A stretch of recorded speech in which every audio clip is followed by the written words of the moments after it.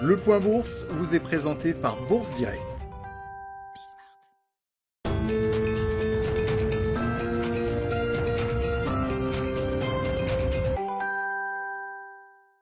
Bonjour à tous, la tendance est à l'équilibre ce matin à la Bourse de Paris. Après une journée très timide hier sur les marchés, les investisseurs ont regardé avec attention hier soir l'intervention du président de la Réserve fédérale américaine, Jérôme Powell.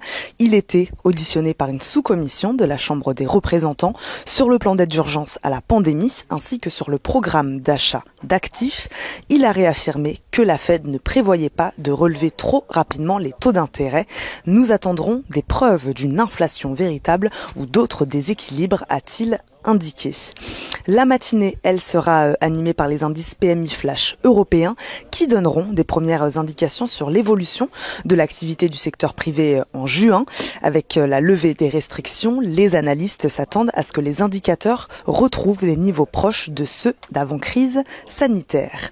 Du côté des valeurs, Pernod Ricard relève ce mercredi sa prévision de croissance du résultat opérationnel courant pour son exercice 2020-2021, mettant en avant un rythme de reprise plus soutenu que prévu, plus 16%.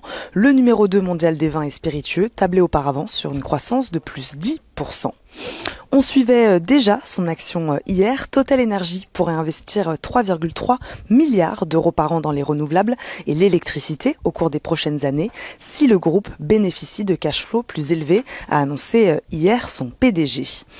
Téléperformance vient d'annoncer la finalisation de l'acquisition de S-Advocate, un acteur majeur aux États-Unis des services aux entreprises en solutions digitales, montant de l'opération 690 millions de dollars.